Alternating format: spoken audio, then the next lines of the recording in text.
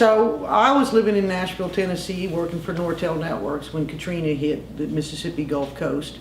I was awakened by a call at about 3:30 or 4, way early in the morning, from my cousin little Nikki Ashley, who told me that my mom and dad's house was gone, and that yes, the businesses were gone as well as she knew, and it was really bad, and I needed to call my mom.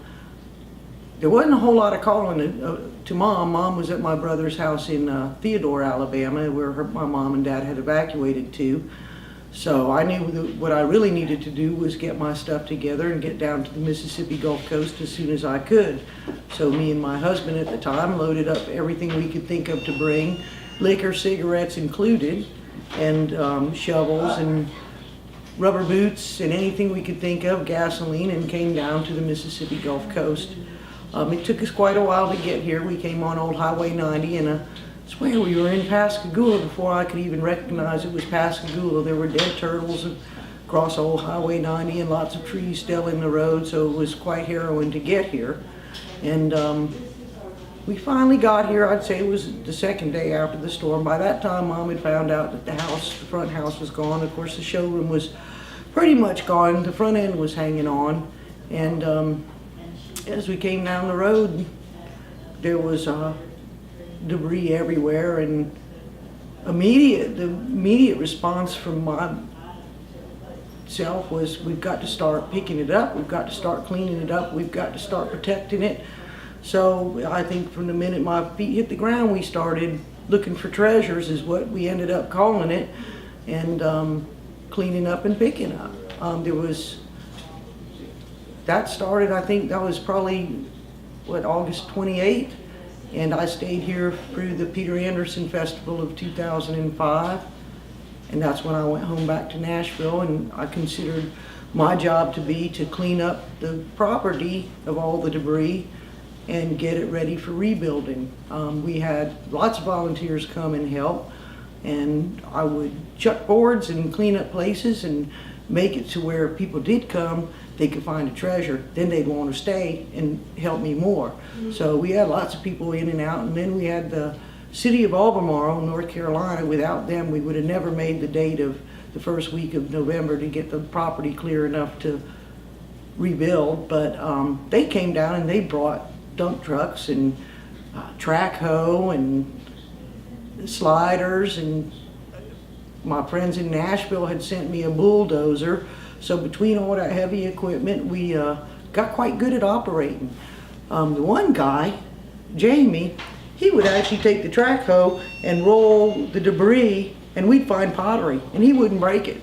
So we, like I said, recovered. So we had a kind of a daily routine. It got into a routine.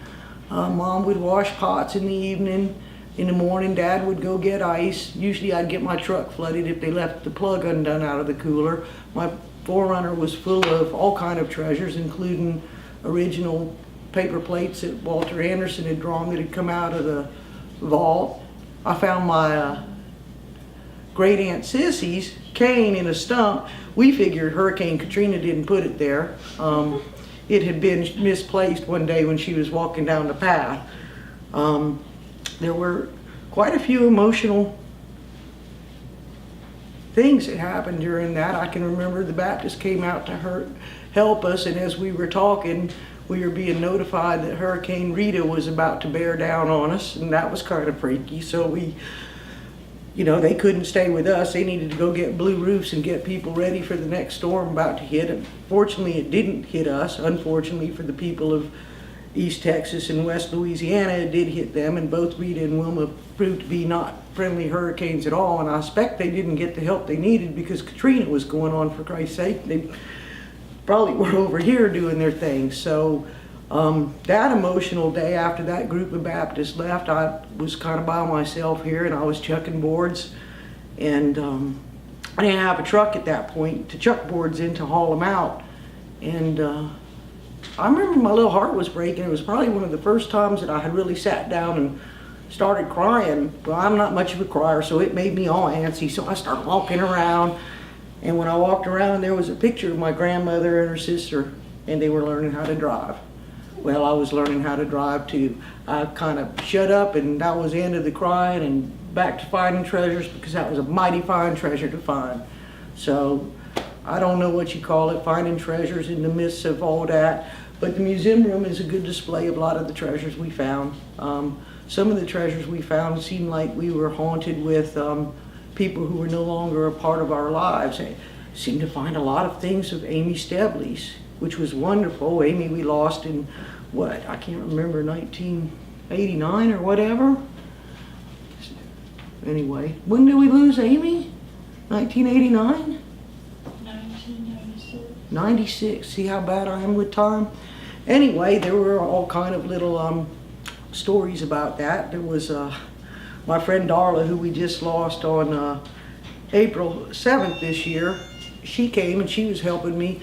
The goal of the day was to get old family photos. So we had our backpacks and we had our water, and we were off to the marsh to find old family photos. Well, Mom and Leaf had been in charge of getting my lunch that day, and they had got me Caesar salad, and they decided to chat. That Caesar salad got awful warm. By the time I got it, but you know it's Katrina, so you were gonna eat it. So I ate my Caesar salad, and off we went down to the marsh with our backpacks to get a photo. Boy, it didn't take long before my stomach started gurgling.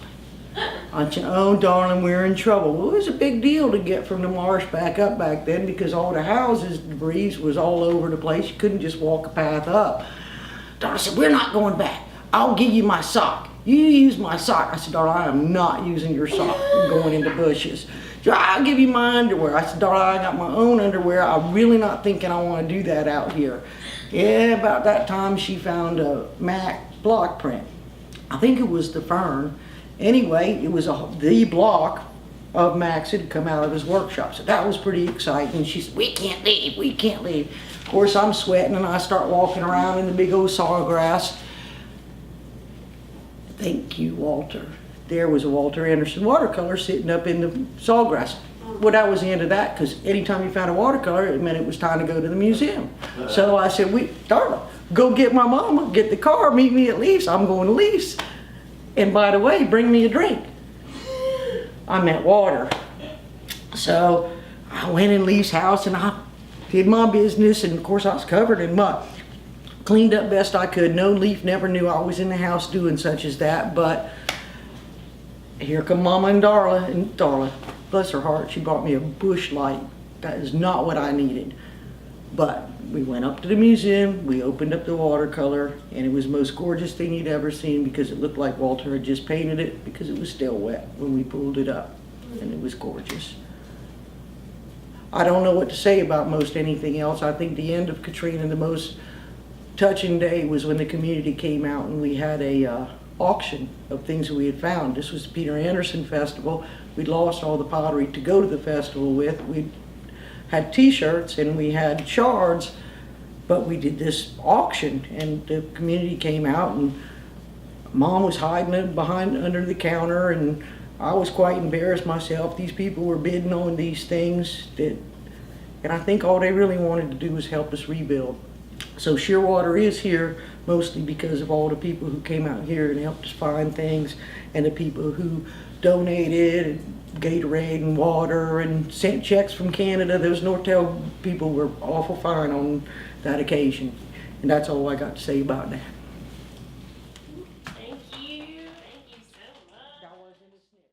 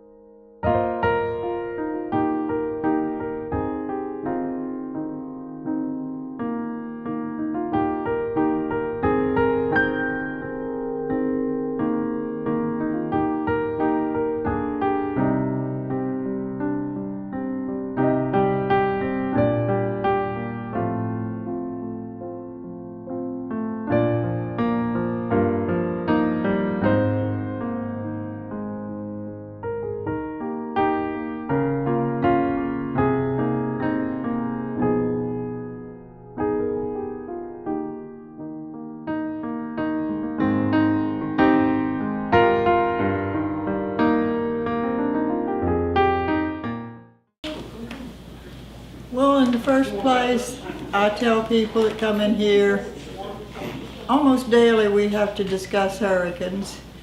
And we're used to hurricanes. I would rather go through a hurricane than go through an earthquake or an ice storm or something I'm not familiar with. And we have never ever left for a hurricane. I left one time for Ivan, which devastated Pensacola because I was keeping grandchildren, and we didn't want anything to happen to the grandchildren. But Hurricane Katrina hit on early Monday morning. The Sunday before that Monday, I was listening to the television, and all my family except myself and my husband, my brother who lived at the end of the road, had left. And around noon on Sunday, I told my husband that I thought maybe we should go stay with my son Patrick, who was in Theodore. So we called Patrick and said, would it be all right if we come and stay with you? He said, that's fine, but we're going to Atlanta. The key will be under the doormat. I said, oh. And anyway, so we took our boat and the truck, left my car down at the workshop, and off we went. And when we got there, Patrick had said, no, we're not going to leave. We'll be with you. So we went to bed that night, and it got pretty windy, and the TV was on, and I was kind of watching the pine grove. The pine trees were snapping in Patrick's backyard, and the television was saying everything about New Orleans. So I thought, well, Ocean Springs must be okay. It's New Orleans getting it. Well, about 3 o'clock, the TV went off. Well, the next morning, my husband and I were very antsy to get home. So we left the boat at Patrick's house, and Patrick came with us. And the Pascagoula Bridge wasn't gone, but it was kind of like that. So Patrick just jumped it. Nobody was there yet to say you can't go on that bridge. So Patrick kind of jumped the bridge. It was just going west. Anyway, so we got to a certain place and decided we should go back and that we would come back again in the morning. So that's what we did.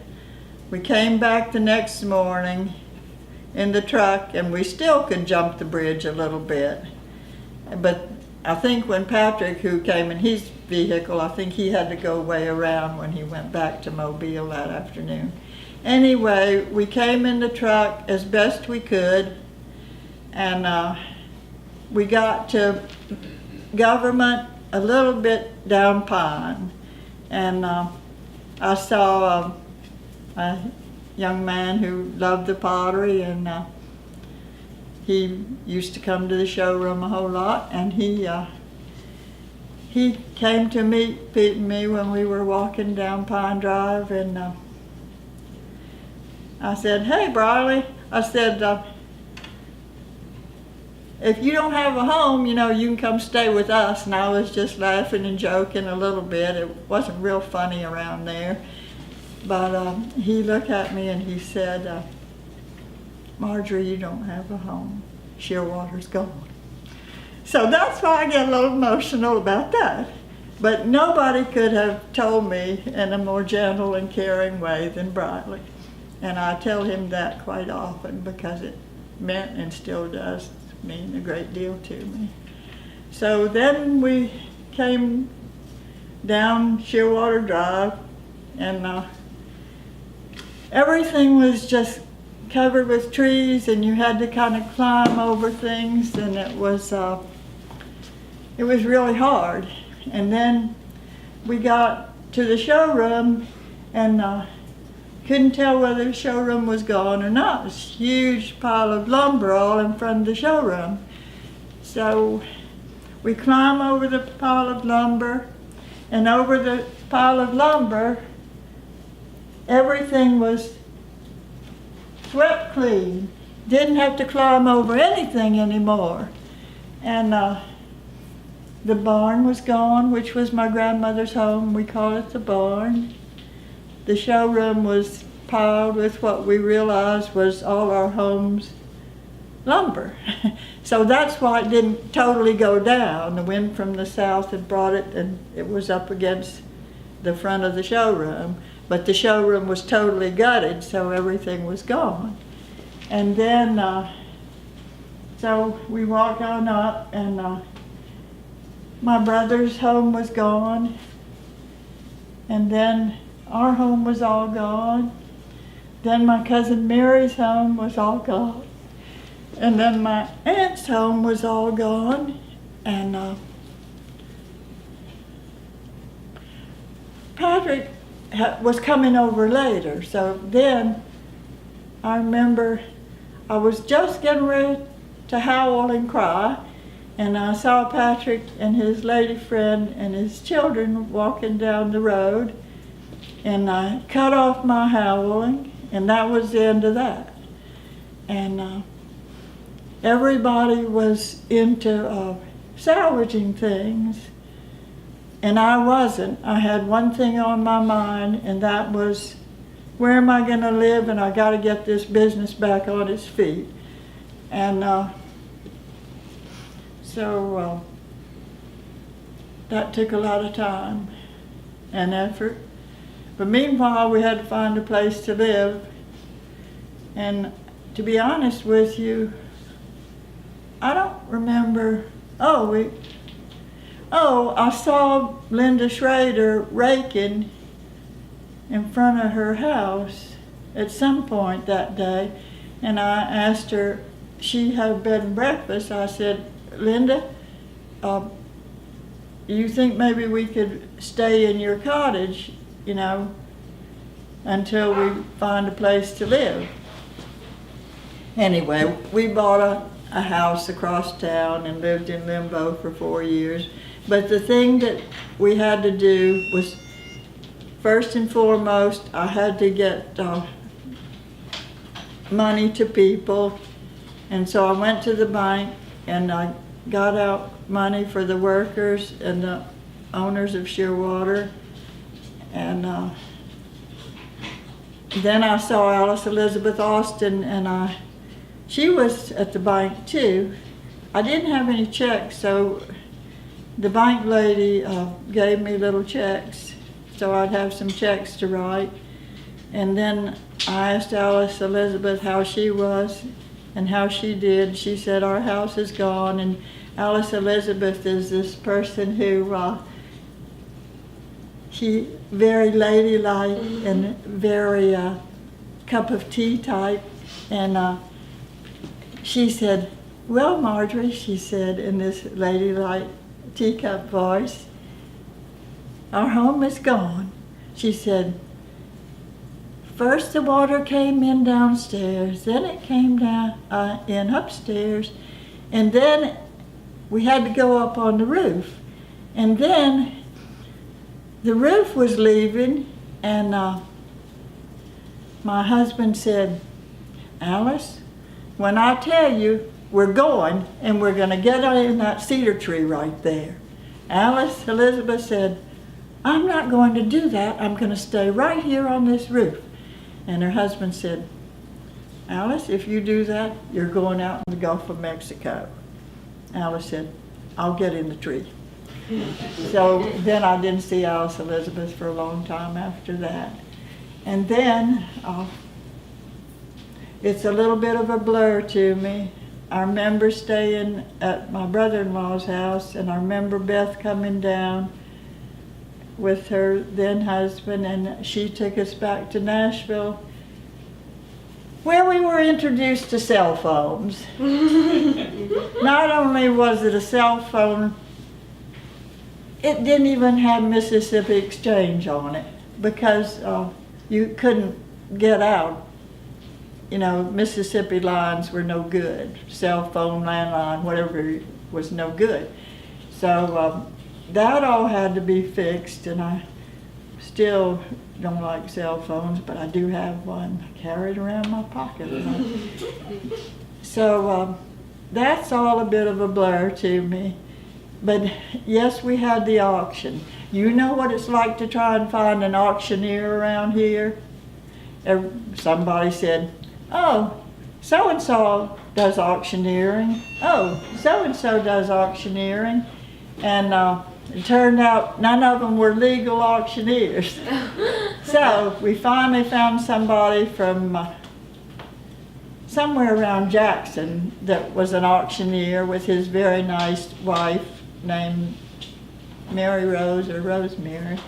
Anyway, he's the legitimate auctioneer that came, and yes, people helped us more than you can tell. And people did set up donation things for Shearwater. And so my car didn't survive, so I wanted a bicycle.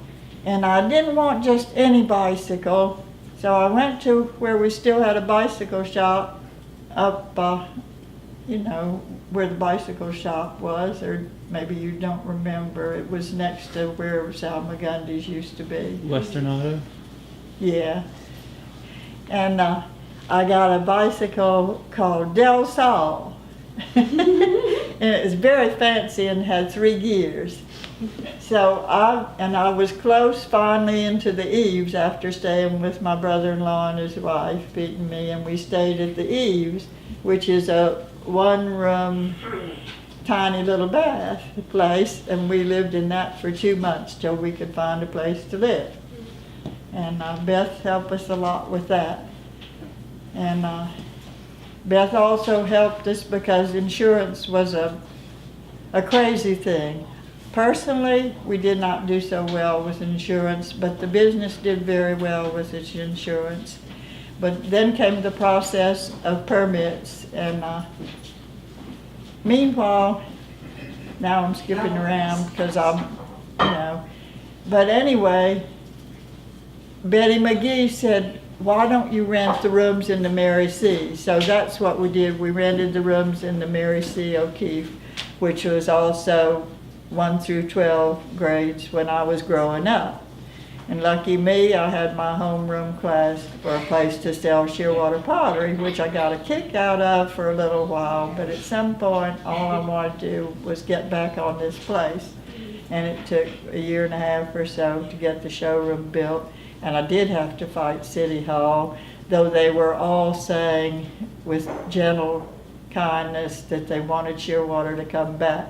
But I did have to fight the city planner, and I didn't have a lot of support from anybody but Connie Moran, who Beth and I ran into eating at the Bayview Gourmet, which is now gone.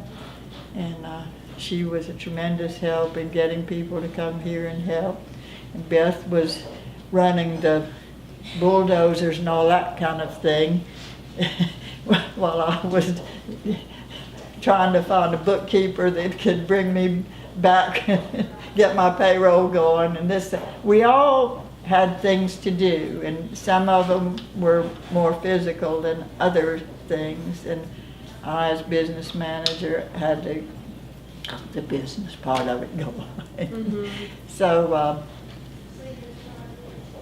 we made our pottery and sold it in the Mary C for all that long time. Showroom was last to get out here and celebrated.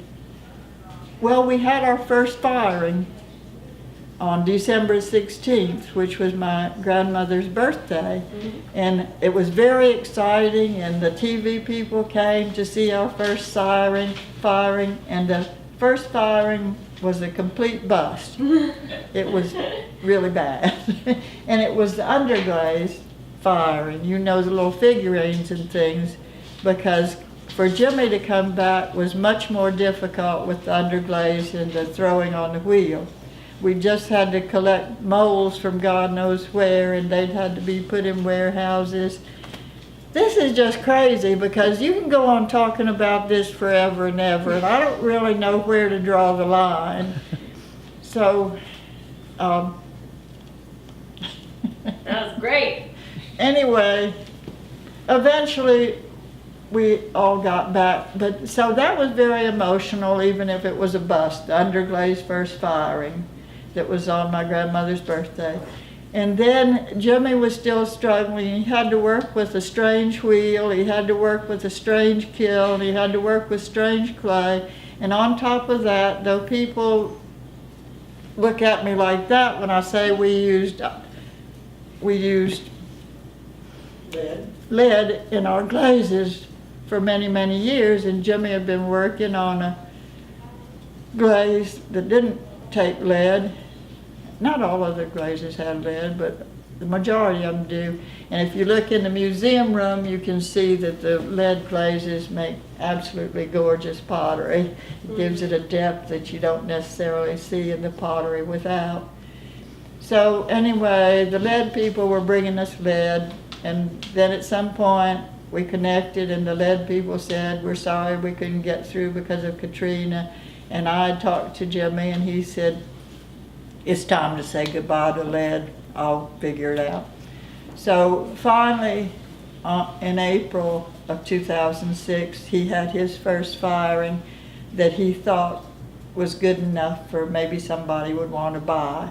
Meanwhile, I'd purchased a little tiny test kiln that he could test the glazes to see how he was doing. And he wasn't gonna just put any old thing in our Mary O'Keefe sales room. Had to be pretty good. So it was pretty good. It wasn't quite what it's gotten to be. But that was really emotional when Jimmy had his first firing. And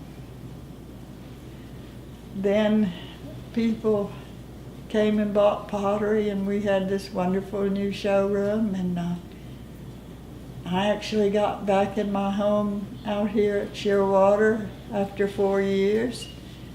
And my cousin didn't build back. She lives across town, and my brother didn't build back, and Michael, he's no longer living. He lost, that was his second home. He lost one in Camille and another in Katrina. My Aunt Sarah, no longer living. She went to live with her daughter in Texas. So the house that she and my Uncle Mac had lived in, which Mac had built for his first wife, Jackie, and he'd built it himself out of rammed earth. And he and Sarah had lived there for many wonderful long years, but Katrina kind of melted it, I think. So it was gone. So my husband knew I needed to get back where I belonged, so he got me back where I belong. And we are ever grateful to all the people, as Beth said, family, friends, and people we didn't even know that helped us. You can't ever do something alone. When you need help, you need to accept it graciously and be thankful for it, and not forget what people do for you. So I think I'm through rattling on. Thank you so much.